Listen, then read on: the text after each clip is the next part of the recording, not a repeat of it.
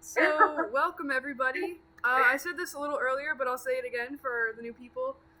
This is mostly going to be kind of a recap meeting of who we are as the Concept Art Club and what concept art is and where you can look for some inspiration. We'll also introduce the officers. So, to get started, and then we'll have questions at the end for anybody who is curious. But yeah, so hi, we are the SCAD Concept Art Club, lovingly known as SCAC, and that is our little logo guy, who is, fun fact, a hedgehog. If you've seen the other version of our mascot, it's a bit more obvious, but the more you know.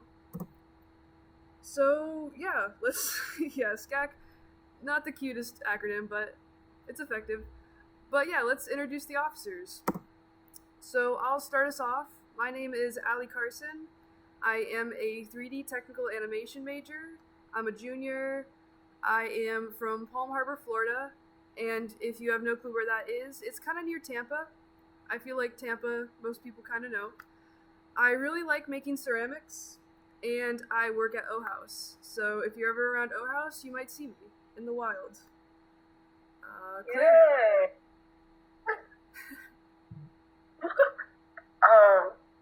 Hi guys, I'm Claire. I'm the VP for this club.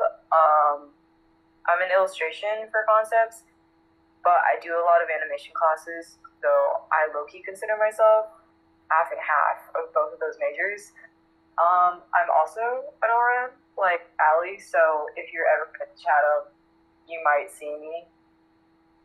And sorry if you do, but yeah. Thanks. So Maggie, are you here? I don't think Maggie's here. So this is Maggie Neal. She is our treasurer. So she's in charge of making sure we get our concept art books for our contests. Some fun facts. She is majoring and minoring in concept art. She has a dog named Dexter, and she's obsessed with the Grishaverse books.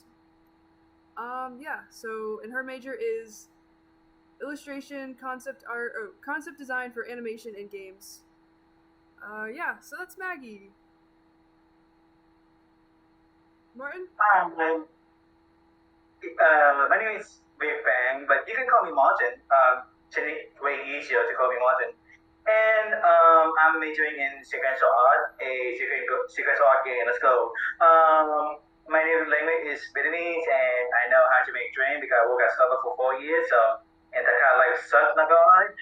And night is the peak of character design. That's my opinion. And this is not self-shaming outputting, but just want to let you guys know that in October 25th, we do have guest speaker with Sherman Jose, the co-organizer of Gentleman Earthspark. So looking forward to see you guys there. That's it. And then one more. Hi guys. Oh my gosh, you wrote it in the slide. Hi guys, my name is Pia Evangelica. You can just call me Pia. I'm an international student from Indonesia. I'm majoring in animation, storytelling, and concept development. I am, what else? Oh, I am a sophomore, and I really like making stories. So if you guys have OCs or if you guys want to do art class, please hit me up because I like doing those. And yes, I made the posters, so yay! Thank you, Pia.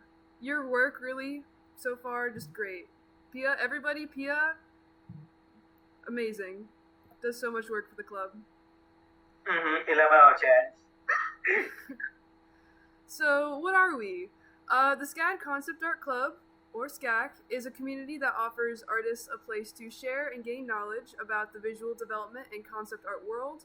We offer a place to share and improve your skills while making connections with other artists. Beyond Discord, we do this through offering demos, talks, guest speakers, and in-person contests. So, to go a little deeper into those at the end, here are our common events. So we've had some people asking about the contest, so I'll talk about those. But to start off, we have presentations like the one I'm giving right now. We'll usually just come on and talk about something. relevant in the industry or something that we personally know a lot about. Then we have our contests. Typically, we'll have 2 or I think occasionally 3 contests per semester. They'll be from 6 to 8 usually, and Heyman's 111. Correct me if I'm wrong, anybody. And yeah, you have, what'll happen is you'll show up, we'll have a prompt, and then you'll have 2 hours to make some really cool concept art, and then the winners will get art books. Yes, it is being recorded, to the chat. But yeah, so, and if you guys have any books you really want to see, feel free to mention those to us. We haven't ordered them yet this quarter, so we'll probably get some things we think people will want to see, maybe some Spider-Man and Elden Ring, but we love recommendations. And then Arcane would be cool. If we're ever having a really busy time, Magma Fridays are something we really like to do because they're just very low stress, and sometimes we just need that. And so we'll just have a shared canvas, people can pop on and draw and talk, and it's just kind of fun, and it's nice for when there's a lot happening. And then last year we had a really cool opportunity to have a contest with like a third party, like a company reached out to us, and we were able to have students submit work, and we even had people get hired to work for this company. Martin, you did some work, right, for them? Mm-hmm. Yep, I designed the environment during my contract. Yeah, Martin has some crazy good work, by the way. Take a look at Martin's stuff. No. But anyways, we're hoping to do another opportunity like that. It was really great, especially for me. Like, I didn't even win anything in this, but as a 3D animation major, I don't really have the opportunity to really do full like character work and character turnarounds, and so it was just a really cool opportunity to complete a project to higher polish than I'm used to. And we're working with our club advisor Atkins right now to set up something similar, so keep an eye out. It would probably be next quarter realistically, but yeah, really cool. And it's also another interesting part about these opportunities is they do involve NDAs, which are something you're gonna need to be familiar with out in the industry, in the real world. So that's another just interesting part that's good to get experience with. So that's who we are as the Concept Art Club, but what is concept art? So concept art is basically the starting point for any kind of project.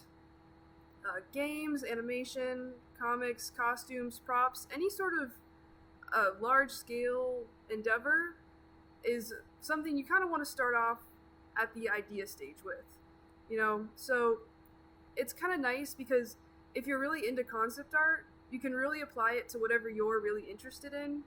And so it's just a really flexible job path. That's not the right word, but you see what I mean. And so concept art, it's really the combination of design and ideation. So a lot of times concept art will look really sketchy, and that's because our priority isn't really a final, really polished, like finely tuned product. It's really a lot of exploration and pushing things, seeing what works, and kind of trying to achieve the goal that you want to be the end result, but sort of making sure you test all of your options. And so with this example with the vulture, you know, yeah, he's a guy who flies around, but you really want to make sure that that vulture kind of communicates through his design. And so we can see they just have some silhouette scribbled, and those kind of become the vulture shape, and they kind of interpret that into a more human form. So it can look really sketchy, but that's kind of how these things start. It's really about finding good shape language, experimenting with motion and how things will move. And yeah, so a lot of times it won't look super polished, but that's okay. That's what we're going for. We're looking for efficiency and communication a lot of times. So I really liked this exploration because we can see they really went through a lot of different designs with the vulture, we see some, I'm going to go back actually for a second. Some of his wings kind of have like I'm going to say Galileo, but I'm not sure if that's the right guy with the flying machine. It's kind of got his sort of feel to it. But then we also see some that are more like a papery texture. And so really just exploring different paths that you could take is really something that concept art really focuses on. And so these designs eventually become the final product, and you can usually see the little bits of each design in there, but it sort of all culminates. So we aren't really going for, again, that finished final render, but it's a lot of just exploration, throwing things at the wall to see what sticks, and kind of having fun with it. But concept art also requires a lot of research. So this artist in particular, I think I would like to touch on her again in a future meeting, but she is really great to look at for I guess as a role model for research and taking inspiration from real world people. Ari Pan has a really cool project called Ambrosia, where she took inspiration from a real world civilization that I think I'm blanking on the civilization, but she's really good at researching, and she did a really cool presentation that I'll talk about later, hopefully in the future. But research is really important because if you're taking inspiration from real world people, you're also kind of taking on a sense of responsibility to portray them responsibly and accurately. And so if you are a concept artist, you are automatically a researcher, because it's really important to make sure you're doing things correctly. And the best inspiration, in my opinion, is the real world. So, yeah. Here's some more work by her. Just some prop stuff. But yeah. And another important thing is concept art isn't just about illustration. It can involve a variety of mediums. We have kind of the thing you would picture probably most often, just digital painting. But then we also have traditional art, like kind of, if you see a lot of the early Disney concept art for their movies, it's all paper, because that's how concept art started. It didn't start online. But we also have 3D modeling, and we have photo bashing, and so there's a lot of different ways to approach concept art. And having kind of different skills is going to make you more of an asset, so don't be afraid to dabble with a little 3D if you're an illustrator. Or if you're a 3D person, like me, look into some illustration. It's a lot of fun. But yeah, so photo bashing in 3D, I'm going to touch on real quick, because when I first started looking into this club, I had never heard of photo bashing. Here's a great little example from our former president, Tessa, of what that can look like. But let's dig into it. So 3D modeling is a really good way to kind of cheat a little bit, because you can block out your scene, and then you can test out different camera angles. Because if you're sketching something and you sketch this whole scene and now you think, oh, maybe I don't really like this camera angle, or the lighting's not quite right, it's a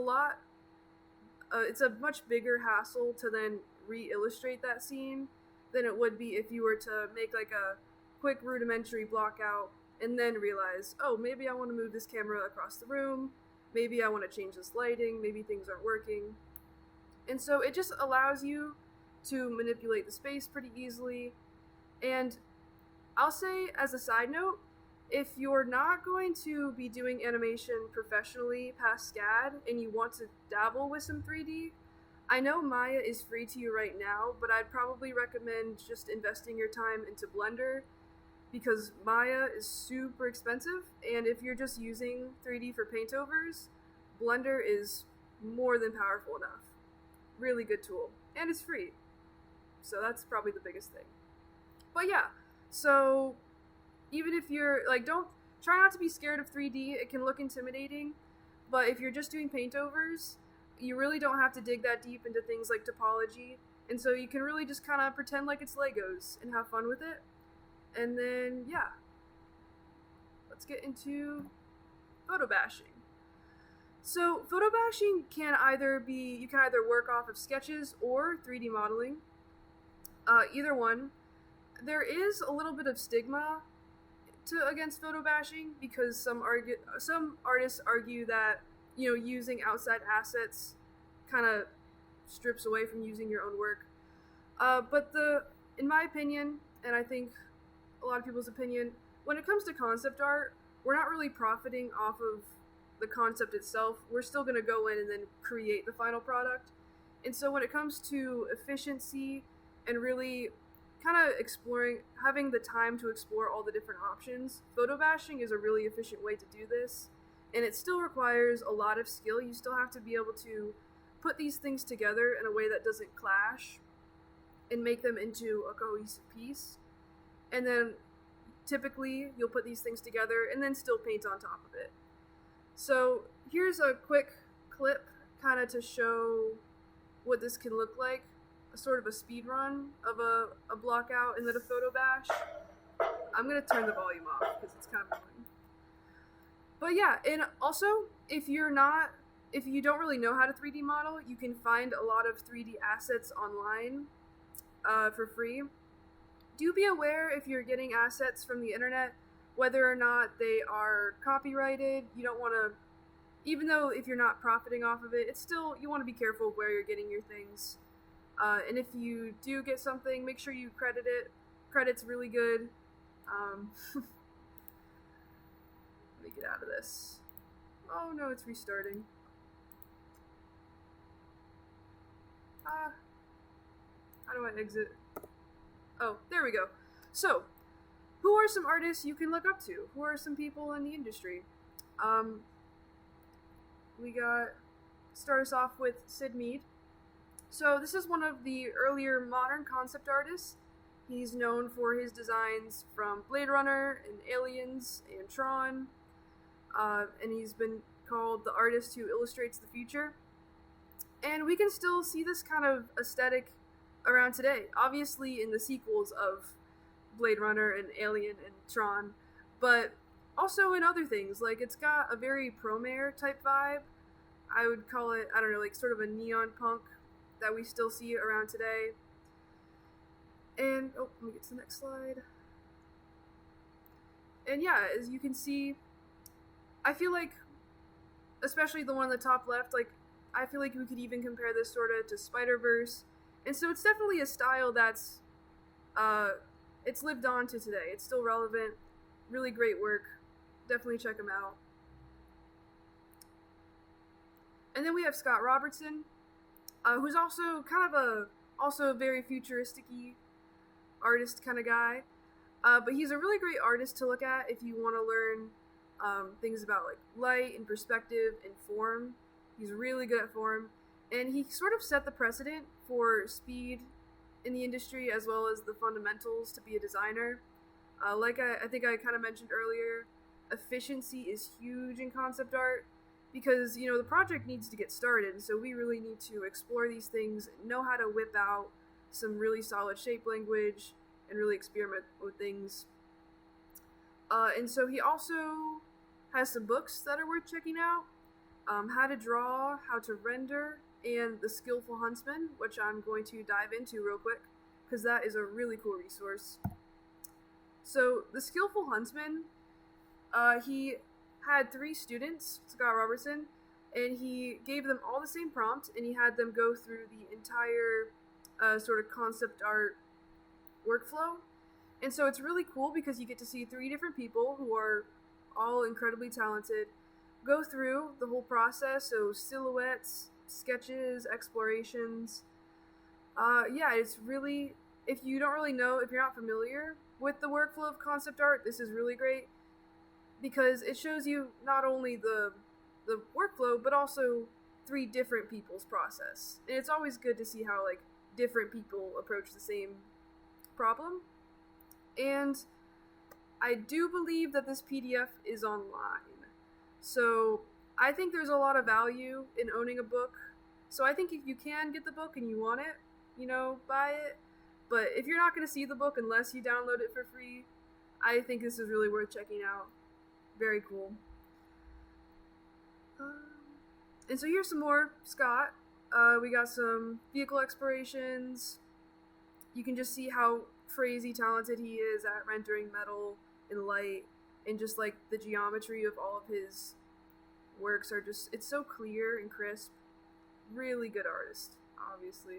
But then here's just some landscape stuff he's done too. You know, he doesn't just do cars. Good to have other skills. But yeah, and here is Vang Su. So he is really good at lighting and color and perspective and just the design process as a whole, evidently from his work.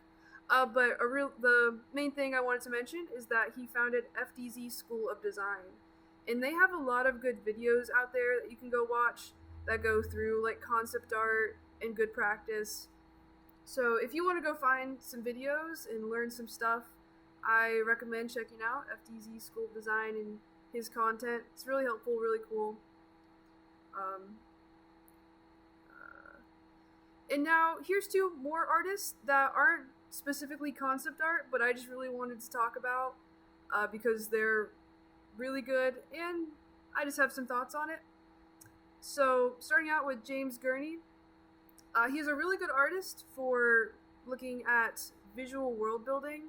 So, you know, telling a story and showing how a civilization lives just through an image. He just has this whole series of dinosaur paintings where it's just people riding these dinosaurs and living their lives. And you just kind of get to look like, oh, how do they harness these? How do they ride them? What are they doing going about their day with these dinosaurs?